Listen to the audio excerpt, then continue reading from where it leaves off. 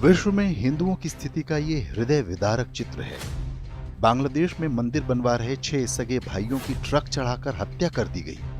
Auto में बैठी ये 6 महिलाएं उन्हीं की विधवा हैं। भारतीय उपमहाद्वीप में जारी हिंदू नरसंहार में 6 नाम और जुड़ गए। बांग्लादेश तो मजहबी चंगुल में है। भारत में भी स्थिति इससे कुछ अलग नहीं है। वो भारत में होते तो भी इसी तरह से मारे जा सकते थे। भारत में उनकी कहीं कोई चर्चा नहीं होती। अखबार और चैनल उनके मरने का समाचार नहीं दिखाते। कोई सरकार या मानवाधिकार संस्था उनकी बर्बर हत्याओं पर चिंता नहीं जताती। वास्तव में हिंदुओं का कोई मानवाधिकार है ही नहीं। मरना उनकी नियति है, आज से नहीं 1000 वर्ष से। झारखंड में सरस्वती विसर्जन के लिए जाते समय रुपेश कुमार पांडे को मजहबी भीड़ ने मौत के घाट उतार दिया।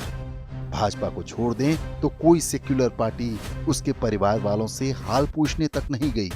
तबरे इस चोर के लिए महीनों तक छाती पीटने वाले भारतीय मीडिया ने रुपेश की हत्या का समाचार भी गायब कर दिया। गुजरात में किशन भरवाड़ को सिर्फ इसलिए मारा गया क्योंकि उसने भगवान कृष्ण को श्रेष्ठ कहने की हिम्मत कर दी थी। शिवलिंग पर पेशाब करने वाले आसिफ को थप्पड़ मारने का समाचार कई दिन तक देश की सबसे बड़ी खबर रहा, लेकिन किशन भरवाड़ की हत्या की कहीं कोई चर्चा नहीं मिलेगी। तमिलनाडु में लावण्या सिर्फ इसलिए मौत के मुंह में धकेल दी गई क्योंकि वो अपना धर्म छोड़कर ईसाई बनने को तैयार नहीं हुई। तमिलनाडु की सरकार और पूरा सेक्युलर तंत्र खुलकर हत्यारे ईसाई मिशनरियों के साथ खड़ा है। जो मीडिया हर समाचार में दलित का एंगल घुसा देता है, उसने दिल्ली में इरफान के हाथों मारे गए हीरालाल की जाति छिपा ली ताकि भीम मीम एकता पर आंच न आने पाए। दिल्ली में दंगे हुए थे हिंदुओं के विरुद्ध, लेकिन अदालत ने सबसे पहले सजा सुनाई उस दिनेश यादव को जिसने आत्मरक्षा में हथियार उठाया था, जबकि दंगों के असली षड्यंत्रकारियों की जमानत पर प्राथमिकता के आधार पर सुनवाई हो रही है।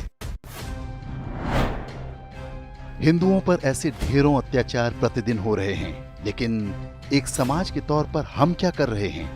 आधे से अधिक लोग आज भी सेक्युलरिज्म के नशे में हैं और उन्हें अपने ही चारों ओर लगी आग दिखाई नहीं दे रही। दूसरा दोषी हिंदुओं का वो नेतृत्व है जो आज भी मजहबी भेड़ियों के साथ सह अस्तित्व का सपना देखता है। हमारा इतिहास भरा पड़ा है जब हिंदुओं की ओर से कोई टूटकर दुश्मन के साथ मिल गया। इसका एकमात्र कारण है कि हिंदुओं ने अपने गद्दारों को दंडित करना बंद कर दिया। इतना ही नहीं, उनसे घृणा करना, उन्हें कहीं सम्मान न मिले ऐसा वातावरण बनाना भी बंद हो गया। इसी का परिणाम है कि जिस देश में हर दूसरे दिन हिंदू होने के कारण लोगों को मारा जा रहा हो, वहां क्लासरूम में बुर्का और हिजाब पहनने के अधिकार पर राष्ट्रीय बहस चल रही है।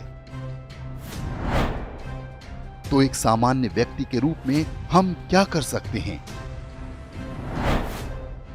फल सब्जियों से लेकर हर छोटा बड़ा सामान बहुत सोच समझकर और पहचान पक्की करके खरीदें। वैसे भी आप नहीं चाहेंगे कि खाने पीने की चीजों में थूका हुआ हो। इलेक्ट्रिशियन, प्लम्बर, बढ़ई और लोहार जैसे सारे काम आस्था के आधार पर लगवाएं। थोड़े महंगे हों तब भी, थोड़े अनरिलायबल हों तब भी, थोड़ी कम गुणवत्ता दें तब भी, समय पर काम ना करते हों तब भी।